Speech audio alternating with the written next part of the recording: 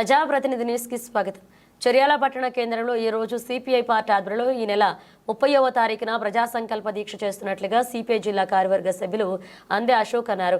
మంగళవారం చర్యాల మండలం కేంద్రంలోని జేఏసీ కార్యాలయంలో ఏర్పాటు చేసిన సిపిఐ మా నాయకులు సమావేశానికి ఆయన హాజరై మాట్లాడుతూ చర్యాల ప్రాంత ప్రజల చిరకాల కోరిక ఆకాంక్ష నెరవేర్చే ఉద్యమంలో భాగంగా చర్యాలను రెవెన్యూ డివిజన్ కేంద్రంగా ఏర్పాటు చేయాలనే దృఢ సంకల్పంతో గత 10 సంవత్సరాలుగా అనేక పోరాటాలు నిర్వహించామని, గత బీఆర్ఎస్ ప్రభుత్వం 2 పర్యాయాల అధికారంలో ఉన్న కాలంలో చర్యాల ప్రాంతాన్ని విభజించి ప్రజలు వివిధ రకాల పనుల కోసం వెళ్లాలంటే హుస్నాబాద్, సిద్దిపేట, గజ్వేల్, భువనగిరి, జనగామ, సంగారెడ్డి ప్రాంతాలకు వెళ్లాల్సిన దుస్థితి నెలకొందని చర్యాల రెవెన్యూ డివిజన్ జేఏసీ ఐక్య కార్యాచరణ కమిటీ ఆధ్వర్యంలో ఈ నెల 30న చర్యాల పట్టణంలోని అంగడి బజార్ వద్ద ప్రజా సంకల్ప దీక్ష చేస్తున్నట్లుగా తెలిపారు. ఈ సమావేశంలో సిపిఐ జిల్లా సమితి సభ్యులు ఈరి భూమయ్య, డివిజన్ నాయకులు జంగిల్ యాదగిరి, వలబోజు నరసింహాచారి, కత్తుల భాస్కర్ రెడ్డి, ఎగుర్ల ఎల్లయ్య, కత్తుల నరసింహారెడ్డి, మల్లిగారి నరసింహులు పాల్గొన్నారు. 1962లో డివిజన్ ఏర్పడ్డది.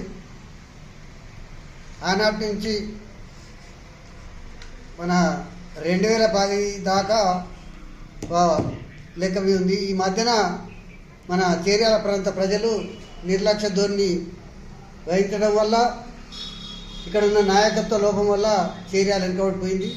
ఇక్కడ ప్రాంత నాయకులకు నాతో సహా కానీ శివునెత్తులుంటే అందరూ ఈ 30 నాడు కలిసి వచ్చి మన చర్యాల డివిజన్ గురించి అన్ని పార్టీల వాళ్ళు కానీ అన్ని కుల సంఘాల వాళ్ళు కానీ అందరూ కలిసి వచ్చి మన చర్యాల వెనుకబడిపోయింది కనుక ఈ డివిజన్ గురించి కలిసి వచ్చి ఈ రాజకీయ గ్రూపులు మాని కలిసి వచ్చి మనను కాపాడుకుంటే తప్ప మనంత మూర్ఖులు లేరని నేను విన్నవించుకుంటూ ఇప్పటికైనా ఈ ప్రజలకు నేను నా విప్లవ ధన్యవాదాలు తెలియపరుస్తూ కలిసి రావాలని కోరుకుంటాను. తేదీన చర్యాల రెవెన్యూ డివిజన్ కోసం ప్రజా సంకల్ప యాత్ర దీక్ష అనేది ఉన్నది. కాబట్టి ప్రజలందరూ కూడా చర్యాల కానీ, కొమ్రవెల్లి కానీ, దూల్మిట కానీ, మద్దూరు మండలాలకి, ఈ 4 మండలాలకు సంబంధించిన ప్రతి ఒక్కరిది బాధ్యత ఇది. ఎందుకంటే ప్రతి ఇల్లు కూడా కదిలి వచ్చి దీక్షలో పాల్గొనాలి. ప్రతి ఒక్కరూ, ప్రతి కుటుంబం కూడా బాధ్యత భావించి వస్తేనే ఆ సంకల్పయాత్ర విజయవంతమవుతుంది. ఏ ఒక్కరి కోసమో చేసేది కాదు. కాబట్టి మన అందరం కూడా బాధ్యతగా భావించి ప్రతి ఒక్కరు కూడా ఈ యాత్రలో దీక్షలో పాల్గొనవలసిందిగా విజ్ఞప్తి చేస్తా ఉన్నా. ఒక సిపిఐ పార్టీ, ఒక కాంగ్రెస్ పార్టీ చేస్తే సరిపోదు. కాబట్టి పార్టీలకు అతీతంగా ప్రతి ఒక్కరు కూడా ఈ సంకల్ప దీక్షలో పాల్గొనాలని చెప్పేసి సిపిఐ పార్టీగా విజ్ఞప్తి చేస్తా ఉన్నాం. అలాగే ఈ యొక్క 4 మండలాలకు సంబంధించినటువంటి ప్రతి ప్రజలు కులమత వర్గ ప్రాంతీయ భేదం లేకుండా, పార్టీ అనేది తారతమ్యం లేకుండా ప్రతి ఒక్కరూ ఆ దీక్షలో పాల్గొనాలని కోరుతున్నాం.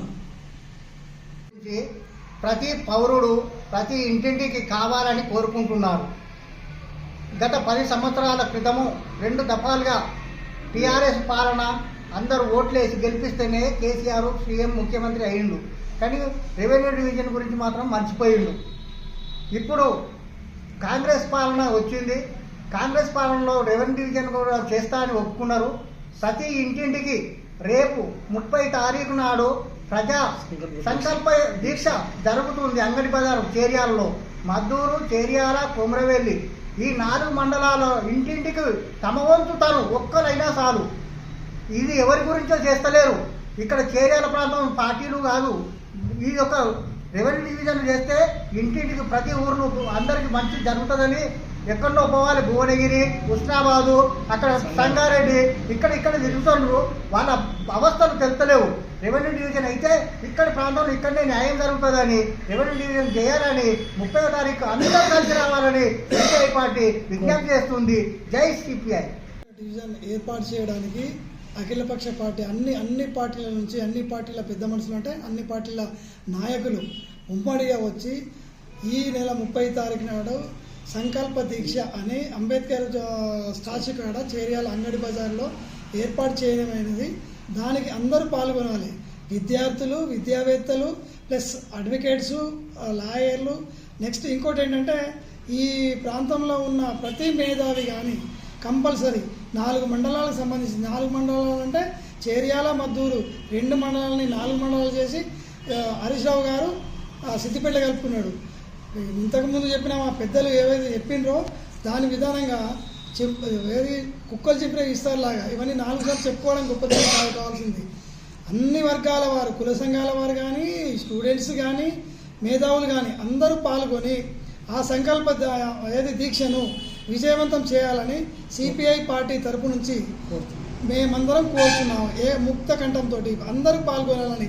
ఏ ఒక్క పార్టీ వచ్చినా ఏ ఒక్క పార్టీ రాకున్నా అని కాదు, అందరికీ అవసరం ఉంది. కాబట్టి రెవెన్యూ డివిజన్ వల్ల ఎన్ని లాభాలంటే పరోక్షంగా 1000 మంది, ప్రత్యక్షంగా 500 మంది ఈ విధంగా బతుకుతారు. ఎందుకంటే రెవెన్యూ విధంగా. దాంతోపాటు డీలిమిటేషన్ కింద ఆల్రెడీ మనకు అసెంబ్లీ వస్తుంది. అసెంబ్లీ పోయింది, మళ్ళీ అసెంబ్లీ రావాలంటే రెవెన్యూ డివిజన్ ఏర్పడితేనే అసెంబ్లీ వస్తుంది. దీనివల్ల మనకేంటంటే ఈ ప్రాంతంలో ఈ రోజు కాకుండా ఇంకే రోజైనా మనం కాకుండా మన పిల్లకైనా స్వతంత్రం వచ్చిన విధానంగా ఉంటుంది. సకల జన సమ్మె ఏ విధంగా అయితే చేసిందో ఈ పోరాటంలో కంపల్సరీ రావాల్సిందే. దీని మీద పై మన మంత్రులు ఉన్నారు, మంత్రులకి వినపత్రాలు ఇచ్చుకుంటూ మనము చేర్యాల రెవెన్యూ డివిజన్ చేయాలని వాళ్ళని కోరుకుంటామని మేము సిపిఐ పార్టీ తరపు నుంచి ఏకీభవిస్తున్నాము. అందరు కలిసి రావాలని. ధన్యవాదాలు. జై సిపిఐ. జై. వరంగల్ జిల్లాలో చేర్యాల ఒకప్పుడు తాలూకా కేంద్రంగా, నియోజకవర్గ కేంద్రంగా ఉండి ఒక పెద్ద మండలంగా ఉద్భవించినటువంటి చేర్యాల రోజు రోజుకు అస్తిత్వాన్ని కోల్పోవడంతో పాటు చిన్న మండలంగా కుదించబడి కుక్కలు చింపిన విస్తార్లాగా ఈరోజు తయారైనటువంటి పరిస్థితి ఉంది. గత బీఆర్ఎస్ 10 సంవత్సరాల పాలనలో జిల్లాల పునర్విభజనలో భాగంగా చేర్యాల, మద్దూరు, కొమరవెల్లి, దూల్మిట్ట మండలాలను సిద్దిపేట జిల్లాలో కలపడం జరిగింది. మరి దాంతోపాటు ఒక పనికి వెళ్ళాలంటే ఉస్నాబాదు, సంగారెడ్డి, సిద్దిపేట, గజ్వేలు, జనగామ, భువనగిరి వెళ్ళాల్సినటువంటి దుస్థితి ఆ రోజు కొనసాగింది. మరియు 2 పర్యాయాలు ఎమ్మెల్యేగా పనిచేసినటువంటి ముత్తిరెడ్డి యాదగిరెడ్డి ఈ ప్రాంత సమస్యలను కానీ, ఈ ప్రాంత ప్రజల ఆకాంక్షను కానీ ఏమాత్రం పట్టించుకున్నటువంటి పరిస్థితి ఉంది. ఆనాడు చేర్యాల ప్రాంతం అభివృద్ధి చెందాలంటే, చేర్యాల ప్రాంతానికి పూర్వవైభవం రావాలంటే చేర్యాల రెవెన్యూ డివిజన్ ఏకైక లక్ష్యంగా అన్ని రాజకీయ పార్టీలు ఒక జేఏసీగా ఏర్పడి అనేక ఉద్యమాలు, పోరాటాలు మరియు ధర్నాలు, రాస్తారోకోలు, వినతి పత్రాలు ఇచ్చినప్పటికీ, మరి 56 గ్రామ పంచాయతీలు తీర్మానం చేసినప్పటికీ ఆ తీర్మానాలు జిల్లా మంత్రి, అప్పటి మంత్రి హరీష్ రావు గారికి మరియు ఎమ్మెల్యే ముత్తిరెడ్డి యాదగిరెడ్డి గారికి ఇచ్చినా ఎలాంటి ఫలితం దక్కలేదు. ఇంత పోరాటం చేసిన రెవెన్యూ డివిజన్ ఇవ్వకుండా ఉద్యమ నాయకులపై అక్రమంగా కేసులు పెట్టి పీడించినటువంటి మరియు చేర్యాల ప్రాంతానికి ద్రోహం చేసినటువంటి చరిత్రహీనులుగా ఈరోజు బీఆర్ఎస్ పార్టీ నాయకులు మిగిలిపోయినటువంటి పరిస్థితి ఉంది. ఈరోజు చేర్యాల ప్రాంత ప్రజల ఏకైక లక్ష్యం రెవెన్యూ డివిజన్ అయితేనే, చేర్యాల రెవెన్యూ డివిజన్ అయితే ఈ ప్రాంతం బాగుపడుతుంది, పూర్వవైభవం వస్తుందనే ఒక దృఢమైనటువంటి సంకల్పంతో ఆనాడు ప్రతిపక్షంలో ఉన్నటువంటి కాంగ్రెస్ పార్టీ ఈరోజు అధికారంలోకి వచ్చిన శుభ సందర్భంగా వాళ్ళు కూడా ఆ రోజు ఉద్యమంలో పనిచేసారు. ఇప్పుడు కూడా మాకు పదవులు ముఖ్యం కాదు, పార్టీ ఎజెండాలు ముఖ్యం కాదు, మాకు చేర్యాల రెవెన్యూ డివిజనే ఏకైక లక్ష్యం. కానీ అన్ని రాజకీయ పార్టీలను కలుపుకోపోయి ఈరోజు జేఏసీగా ఏర్పడి కాంగ్రెస్ నాయకులు, బీజేపీ లాంటి అధికార పార్టీ నాయకులు కూడా ఈరోజు జేఏసీలో కలిసి వచ్చి ఈ ఉద్యమంలో పాలు పంచుకోవడం చాలా సంతోషకరమైనటువంటి విషయం.